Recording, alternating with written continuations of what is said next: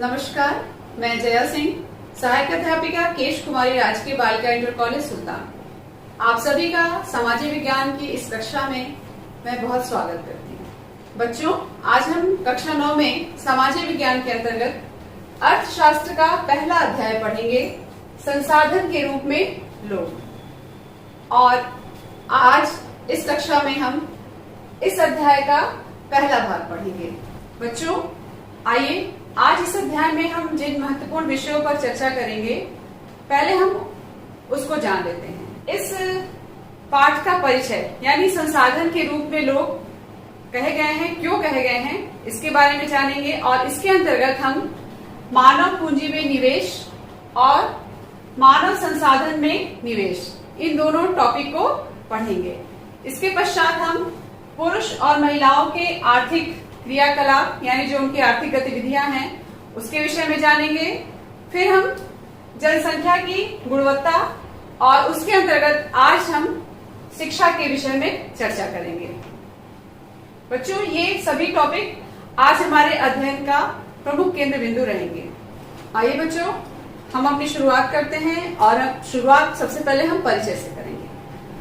बच्चों, मानवीय आवश्यकताओं की पूर्ति के लिए जो भी साधन हमें पर्यावरण से प्राप्त होते हैं, जैसे खनिज पदार्थ हो गए, पानी हो गया, हवा है, धातु है, पत्थर है, भूमि है, ये सब क्या है? ये सभी प्राकृतिक संसाधन हैं। इन्हीं को हम संसाधन कह लेते हैं। लेकिन आपके इस चैप्टर का नाम है संसाधन के रूप में लोग।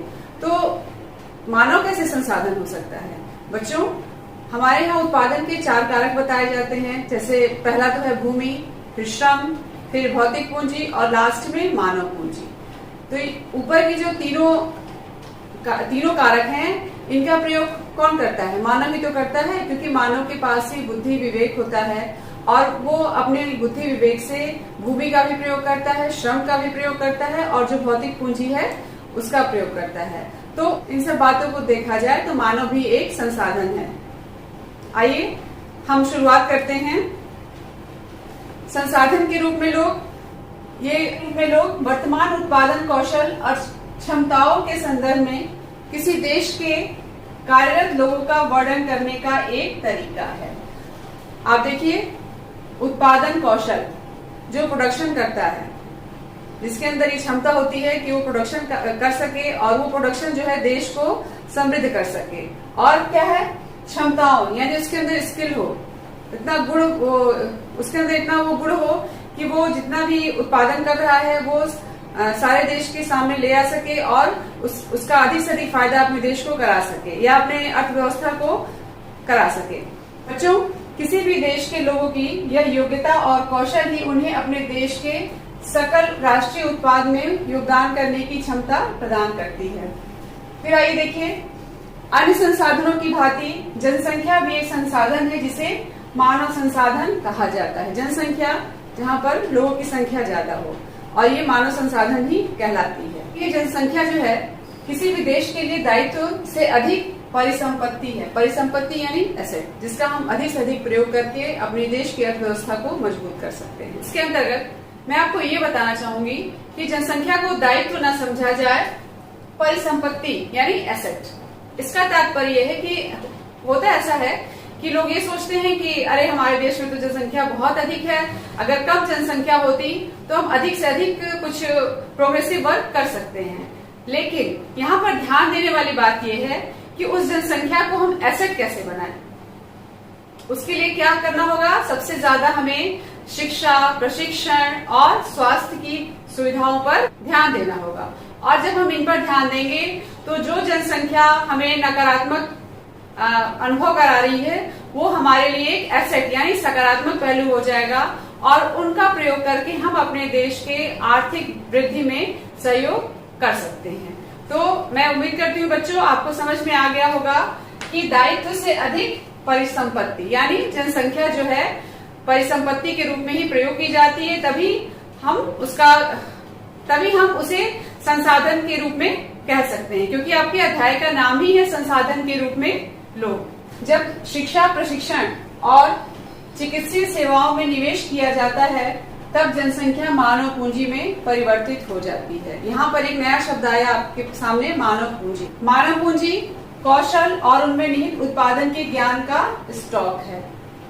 बच्चों ये चित्र आप देखिए, और इस चित्र में ये दर्शाया गया है कि यही मानव पूंजी है। आप ये देख रहे हैं कि डॉक्टर हैं, अगर एक व्यक्ति डॉक्टर बनता है तो कम से कम 500 लोगों की वो देखभाल कर सकता है या 500 रोगियों का उपचार कर सकता है। एक शिक्षक है, शिक्षक भी चाहे तो अनगिनत बच्चों को पढ़ा सकता है। ये उसके अंदर उसने शिक्षक बनने के लिए जो ट्रेनिंग ली है वो अपनी उस क्षमता का प्रयोग करके अधिक से अधिक लोगों को शिक्षित कर सकता है। ये देखिए यहाँ पर प्रिंटर है, ये प्रिंटिंग का काम कर रहे हैं। और यहाँ दर्जी देख लीजिए, अधिक से अधिक कपड़ों, हम जो कपड़े पहनते हैं वो अगर उचित प्रशिक्षण वाला व्यक्ति ही उसको तैयार कर सकता है, ना कि कोई भी तैयार कर सकता है। तो इसके लिए क्या है, इसके लिए हमारे अंदर एक कौशल होना चाहिए, और यही सब मिलाकर मानव पूंजी का निर्माण होता है। बच्चों अब हम पढ़ेंगे मानव पूंजी में निवेश।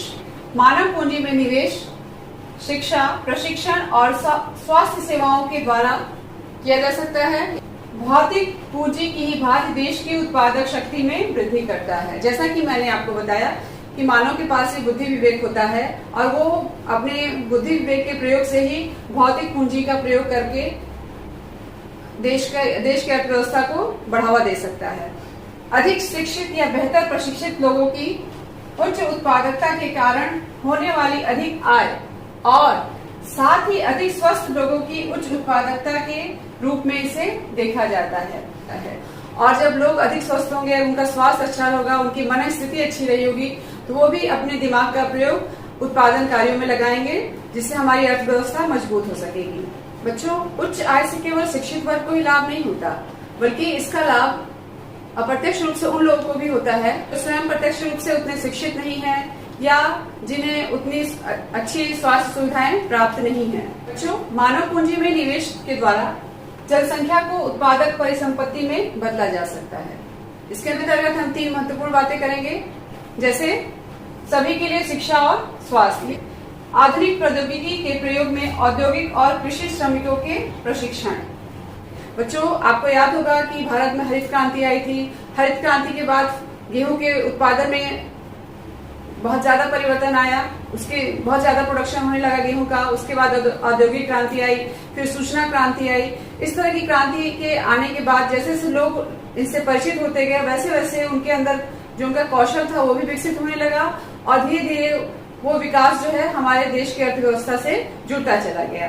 फिर देखिए उपयोगी वैज्ञानिक अनुसंधान आदि पर संसाधनों का व्यय। बच्चों अब हम मानव संसाधन में निवेश पढ़ेंगे। इसके अंतर्गत आप ये चित्र देख रहे हैं, और इस चित्र के माध्यम से मैं आपको एक कहानी सुनाऊंगी, आपकी बुक में ही है। ये कहानी है विलास और सकल की।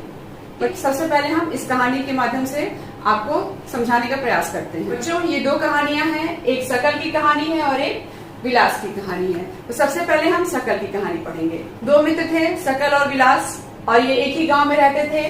गांव का नाम था सेमापुर। सकल की आयु 12 वर्ष की थी।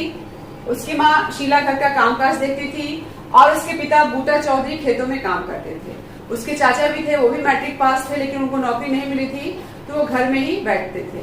और ये जो सकल है, ये अपने छोटे भाई बहनों की देखभाल करता था। उसके माँ बाप ने सोचा कि हम सकल को अच्छे स्कूल में एडमिशन कराएं ताकि वो पढ़ लिख सके। सकल का एडमिशन भी अच्छे स्कूल में हो जाता है, फिर सकल पढ़ने लगता है। धीरे धीरे वो उच्चतर माध्यमिक की परीक्षा पास कर लेता है। फिर उसके पिता उसको अपनी पढ़ाई जारी रखने के लिए कहते हैं, सकल इसके लिए राजी हो जाता है, और फिर सकल का एडमिशन जो है कंप्यूटर के व्यावसायिक कोर्स में कराया जाता है, यानी कंप्यूटर का प्रोफेशनल कोर्स उसे कराया जाता है। सकल पढ़ने में बहुत अच्छा था, तो धीरे धीरे उसने इस कोर्स में भी अपनी दक्षता हासिल कर ली, और उसने बड़े लगन और उत्साह से अपना कोर्स पूरा किया। कुछ समय के पश्चात उसे एक प्राइवेट फर्म में नौकरी भी मिल जाती है, और वो नौकरी भी बड़े मन से करता है।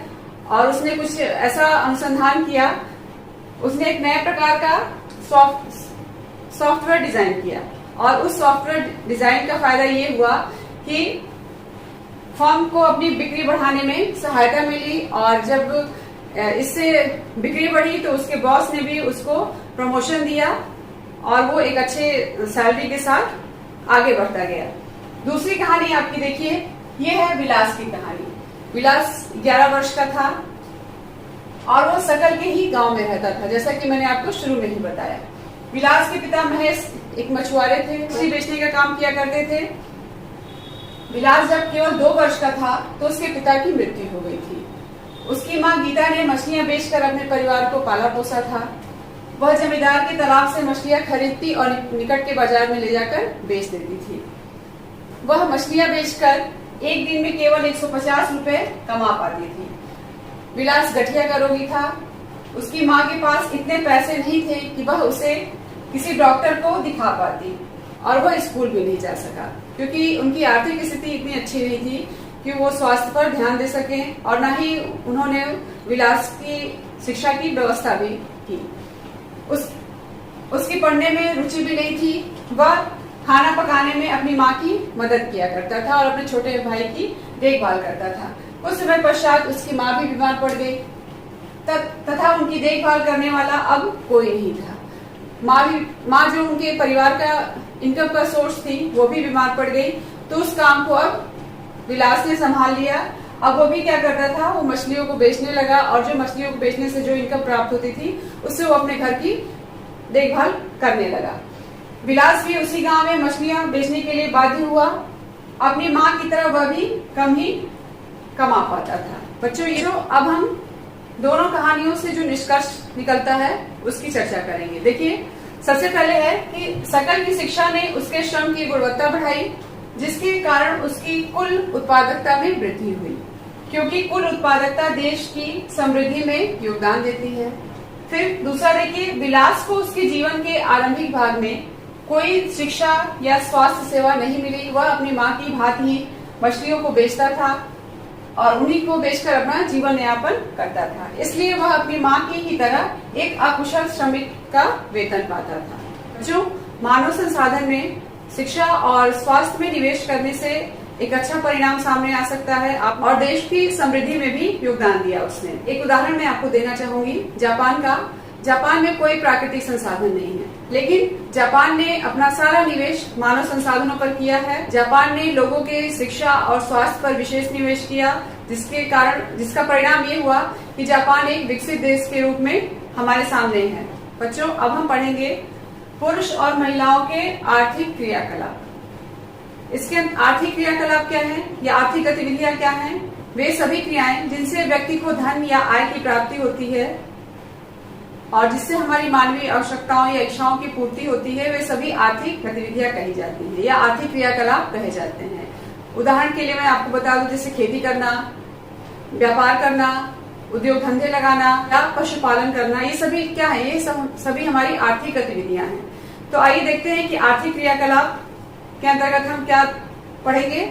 आर्थिक क्रियाकलापों को 3 प्रमुख क्षेत्रों में वर्गीकृत किया गया है। देखिए, सबसे पहले है प्राथमिक क्षेत्र, प्राइमरी क्षेत्र है ये। इसके अंतर्गत कृषि, वानिकी, पशुपालन, मत्स्य पालन, मुर्गी पालन और खनन एवं उत्खनन शामिल हैं। बच्चों, प्राथमिक क्षेत्र यानी जो हमें प्रकृति द्वारा प्राप्त होते हैं संसाधन, वो सभी प्राकृतिक क्षेत्र के अंतर्गत आते हैं। फिर है अगला हमारा द्वितीयक क्षेत्र।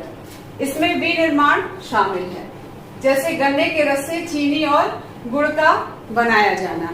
जो प्राथमिक क्षेत्रों से प्राप्त उत्पादों को गुणवत्तापूर्ण और उपयोगी उत्पादों की जो रचना होती है या जो विनिर्माण होता है, वो सभी द्वितीय क्षेत्र के अंतर्गत आते हैं। जैसे खेतों में कृषि के अंतर्गत गन्ने की फसल उगाई गई, फिर उस गन्ने से क्या बना? गुड़ या चीनी बनाया गया।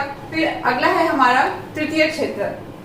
व्यापार, परिवहन, संचार, बैंकिंग, बीमा, शिक्षा, स्वास्थ्य और पर्यटन सेवाएं इत्यादि शामिल किए जाते हैं।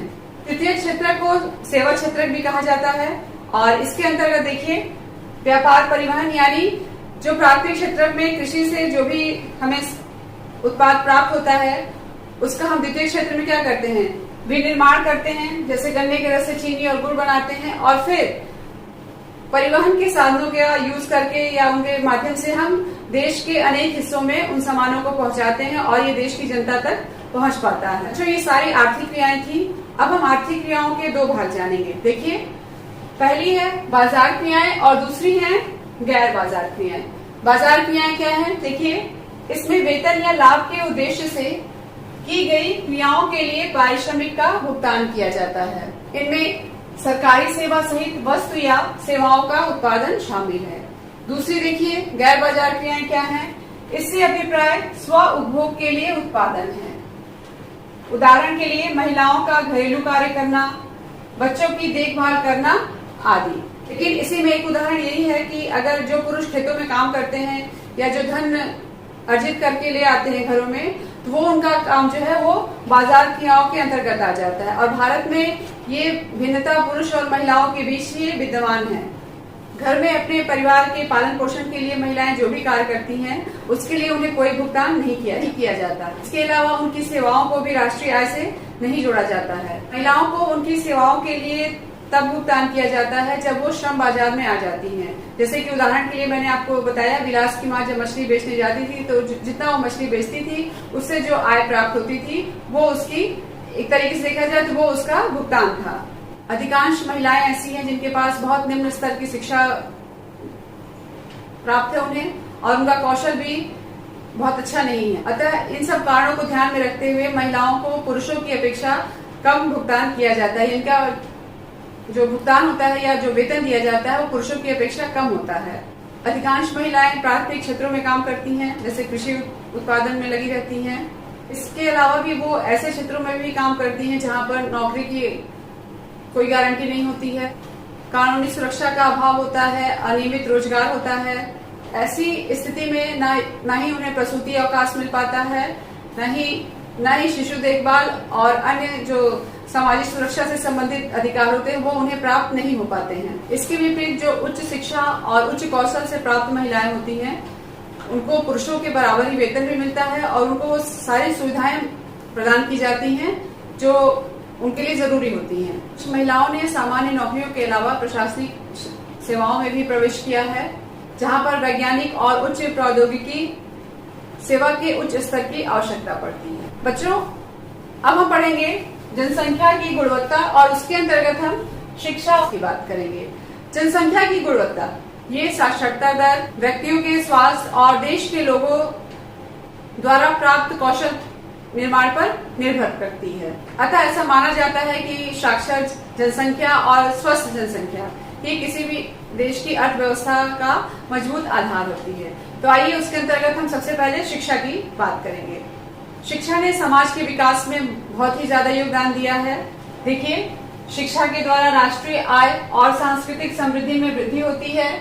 यह प्रशासन की कार्यकुशलता में वृद्धि करती है। शिक्षा प्रत्येक नागरिक का न केवल अधिकार है, बल्कि यह नागरिकों द्वारा अपने कर्तव्यों का सही ढंग से पालन करने और अपने अधिकारों का उचित तरीके से प्रयोग करने के लिए भी आवश्यक है। आइए अब हम भारत में शिक्षा का परिदृश्य जानें। सबसे पहले हम प्राथमिक शिक्षा की बात करेंगे। प्राथमिक शिक्षा, इसके अंतर्गत सार्वजनिक पहुंच, धारण और गुणवत्ता प्रदान करने का प्रावधान किया गया है। इसके अंतर्गत लड़कियों की शिक्षा पर विशेष जोर दिया गया है। इसके अलावा प्रत्येक जिले में नवोदय विद्यालय जैसे प्रगति निर्धारक विद्यालयों की स्थापना भी की गई है। जो विभिन्न पंचवर्षीय योजनाओं में शिक्षा पर अधिक परिव्यय किया गया है, यानी अधिक खर्च किया गया है। ये आंकड़ा मैं आपको दिखा रही हूँ और इस आंकड़े के माध्यम से मैं आपको समझाऊंगी कि भारत में साक्षरता दर पुरुष और महिलाओं की और कुल साक्षरता दर प्रतिशत में कितनी थी। आप ये देखिए कि साक्षरता दर 1951 में 18% यानी 18%। बच्चों, ये आप चार्ट देख रहे हैं, ये ब्लू जो है ये व्यक्ति को दर्शा रहा है और रेड ये पुरुष की और ये ग्रीन आपकी महिलाओं की स्थिति को दर्शा रहा है। आप देख सकते हैं कि 1951 में कुल साक्षरता दर कितनी है? 18% तक थी और पुरुषों की साक्षरता परसेंट आप देख रहे हैं ज्यादा है और महिलाओं की साक्षरता परसेंट तो 10% से भी कम है। फिर आप देखिए बढ़ते हुए वर्ष 2001 में आप यहाँ देख रहे हैं कुल साक्षरता दर हमारी कितनी पहुंच गई? लगभग 65% और महिलाओं की स्थिति में भी धीरे धीरे क्रमशः सुधार आया है। फिर 2011 के अनुसार देखिए कितनी हो गई है? 73%। कुल साक्षरता दर जो ब्लू है लाइन उसको देखेंगे ये 73% हो गई है। पुरुषों की साक्षरता दर फिर भी बढ़ी हुई है और महिलाओं की स्थिति में भी क्रमशः सुधार हो रहा है। बच्चों, वर्ष 2011 में जो सर्वे किया गया था उसके अकॉर्डिंग केरल के कुछ जिलों में साक्षरता दर जो थी 94% थी, लेकिन अब वहां पर साक्षरता दर लगभग 100% मानी जाती है। और बिहार की स्थिति क्या थी? बिहार में 62% ही है। वर्ष 2013-14 में प्राथमिक स्कूल प्रणाली भारत के 8.58 लाख से भी अधिक गांव में फैली हुई है, लेकिन स्कूल शिक्षा के निम्न स्तर और पढ़ाई बीच में छोड़ने की उच्च दर ने इसे कमजोर कर दिया है। क्या होता है बच्चों कि जब बच्चे प्राइमरी स्तर पर, कुछ बच्चे ऐसे होते हैं जो विद्यालय जाना ही नहीं चाहते या उनके गार्जियन इतने जागरूक नहीं होते हैं कि उनको स्कूल नहीं भेजते हैं, तो इससे क्या होता है, अगर एडमिशन करा भी देते हैं तो बीच में बच्चा स्कूल छोड़ देता है। तो इससे क्या होता है कि छोड़ने की उच्च दर ने इसे कमजोर कर दिया है। सरकार इसमें बहुत ज्यादा काम भी कर रही है। ये हम देखेंगे कि सभी को शिक्षा प्रदान के लिए किए गए सरकारी प्रयास क्या क्या हो रहे हैं। देखिए, वर्ष 2010 में 6 से 14 वर्ष आयु वर्ग के सभी स्कूली बच्चों को प्राथमिक शिक्षा प्रदान करने की दिशा में सर्व शिक्षा अभियान एक महत्वपूर्ण कदम है। इसके अलावा प्राथमिक शिक्षा में नामांकन बढ़ाने के लिए सेतु पाठ्यक्रम और स्कूल लौटो शिविर प्रारंभ किए गए हैं। यानी जो बच्चे स्कूल छोड़ के चले जाते हैं बीच सेशन में, उनको स्कूल में फिर से वापस लाने के लिए स्कूल लौटो शिविर प्रारंभ किए गए हैं। फिर देखिए, कक्षा में बच्चों की उपस्थिति को बढ़ावा देने, बच्चों की धारण और उनके पोषण स्थिति में सुधार के लिए दोपहर के भोजन, जिसे मिड डे मील कहा जाता है, की योजना भी कार्यान्वित की गई है। बच्चों, पिछले 50 वर्षों में विशेष क्षेत्रों में उच्च शिक्षा देने वाले शिक्षण संस्थानों तथा विश्वविद्यालयों की संख्या में महत्वपूर्ण वृद्धि हुई है।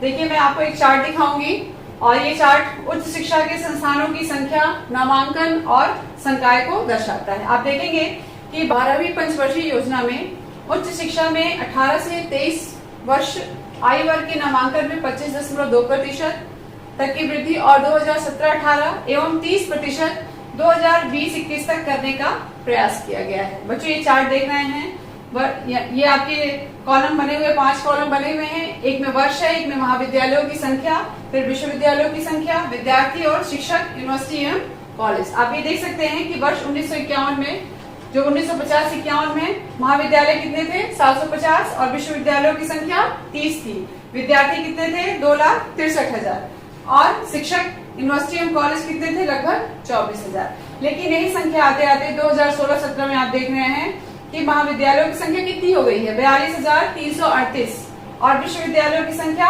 795, विद्यार्थी 2,94,27,158, इतनी संख्या हो गई है। और शिक्षक, यूनिवर्सिटी एवं कॉलेज की संख्या कितनी हो गई है? 14,70,190। यानी शिक्षा में धीरे धीरे करके विकास हो रहा है और इसके लिए सरकारी प्रयास भी काफी किए जा रहे हैं। इसके अंतर्गत दूरस्थ शिक्षा और संचार प्रौद्योगिकी शिक्षा पर भी सरकार द्वारा अधिक से अधिक जोर दिया जा रहा है। राज्यों के लिए विशेष पाठ्यक्रम में परिवर्तन को स्वीकार करना, व्यवसायीकरण एवं सूचना प्रौद्योगिकी को बढ़ाने पर सरकार द्वारा जोर दिया जा रहा है। बच्चों, इस तरह से आज आपके इस अध्याय का ये भाग समाप्त हुआ और मैं उम्मीद करती हूँ कि आपने मानव को संसाधन के रूप में क्यों कहा गया इसके बारे में भली भांति समझा होगा और आर्थिक गतिविधियों के विषय में और शिक्षा के संदर्भ में जो भी मैंने आपको महत्वपूर्ण बातें बताई आपके संज्ञान में आई होगी। बच्चों, इस अध्याय के अंत में मैं कुछ अभ्यास प्रश्न दे रही हूँ जिन्हें आप अपने नोटबुक में करेंगे। तो आइए सबसे पहले उन प्रश्नों की चर्चा कर लेते हैं।